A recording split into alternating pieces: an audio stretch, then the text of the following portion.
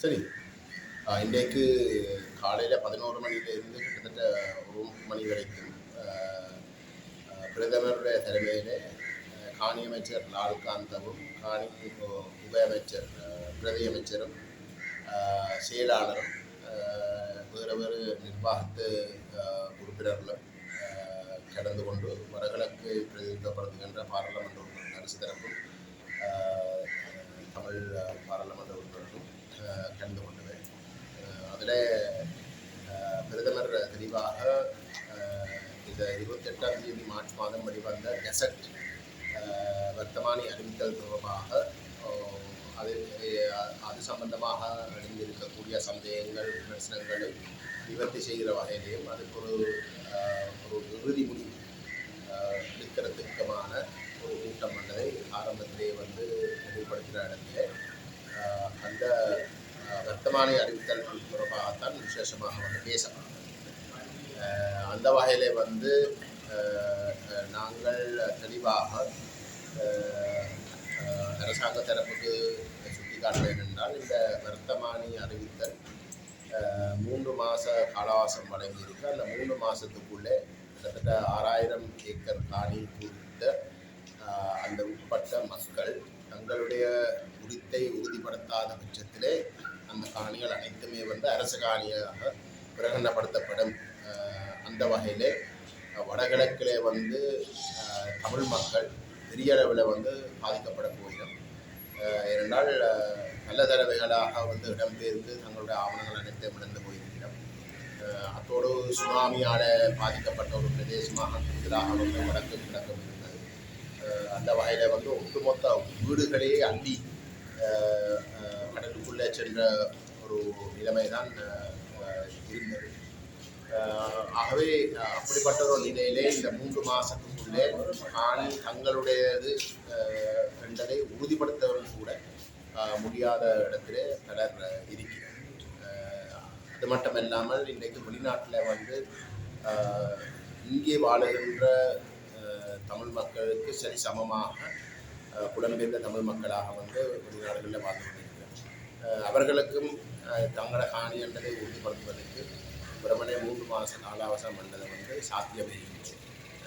அதுக்கு மேலாக அவர்களில் பலர் ஆவணங்கள் வச்சிருந்தாலும் கூட அவர்கள் இங்கே வருவதற்கு பயன்படுத்துகிறார்கள் என்றால் அவர்கள் வெளியேறினதே இங்கிருந்து தப்புவது. தங்களுக்கு உயிர் அச்சுறுத்தல் சந்தேகங்கள் அரசு தங்கள் மீது சந்தேகங்கள் வச்சிருந்த ஒரு பின்னணியில் தங்களோட உயிரை காப்பாற்றுறதுக்கு தான் எல்லாத்தையும் விட்டு போட்டு ஓடிக்கிறது.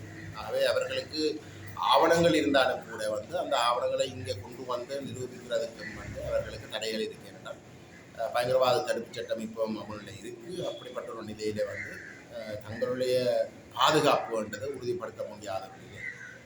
இது எல்லாமே இறுதியிலே வடகிழக்கில் இந்த கரையோர நிலப்பரப்பு, அதாவது வடமாநிலத்தில் இருக்கக்கூடிய 5 மாவட்டங்களில் வவுனியாவை தவிர்ந்த மற்ற 4 மாவட்டங்களும் கரையோர மாவட்டங்கள், அந்த மாவட்டங்களுடைய கரையோர பிரதேசம் அரசு காணியாக பிரகடனப்படுத்துகின்ற ஒரு விடயம்தான் இறுதியில் நடக்கப் போகின்றது.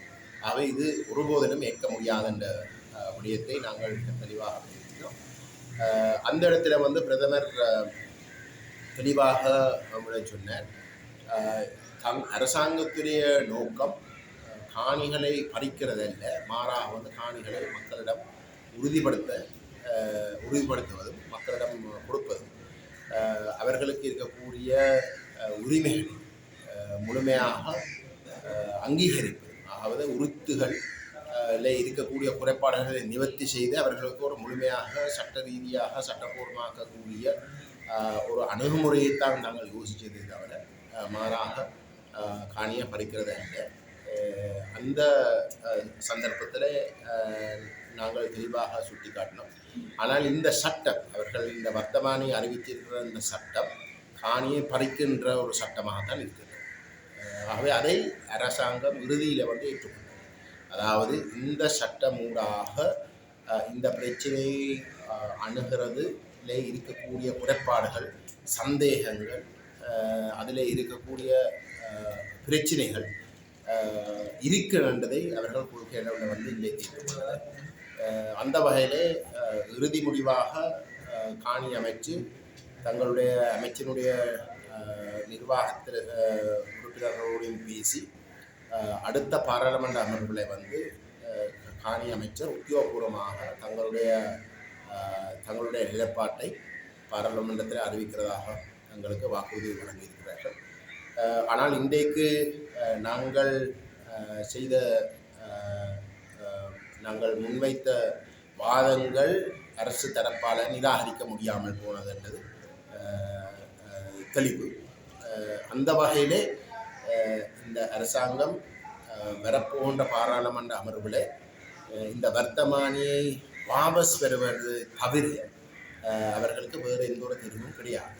இந்த வர்த்தமானியை வாபஸ் பெற்றதுக்கு பிற்பாடு இந்த அரசாங்கம் வடக்கிலே இருக்கக்கூடிய அவர்களுடைய உண்மையான எண்ணம் வந்து அங்கே இருக்கக்கூடிய மக்களுடைய காணி பிரச்சனையை தீர்ப்பதாக இருந்தால் அங்கு ஒரு செயற்குழுக்களை நியமித்து மாவட்ட ரீதியான செயற்குழுக்களை நியமித்து அதில் அரசு தரப்பும் நாங்களும் கூட பங்கேற்று இந்த மக்களுடைய இருக்கக்கூடிய காணி பிரச்சனைகளை முழுமையாக விளங்கி கொண்டு அதுக்குரிய தீர்வுகளை அடையாளப்படுத்தினதுக்கு பிறகு, அதாவது ஒரு நபர் தனக்கு இருக்கக்கூடிய குறைபாடுகளை வந்து அந்த கமிட்டிக்குள்ளே கொண்டு சென்று அதில் தனக்கு இதுதான் தன்னை காணியை நிரூபிக்கிறதுக்கு வந்து உறுதி இல்லாவிட்டாலும் வேறு விதமாக வந்து அதை உறுதிப்படுத்தக்கூடிய ஒரு நிலைமையை சரியாக உறுதிப்படுத்தி அந்த செயற்குழுவில் இருந்து இது உங்களுடையது என்ற ஒரு உறுதி இல்லாட்டி ஒரு வாக்குறுதியை எழுத்து மூலமான வாக்குறுதியை பெற்று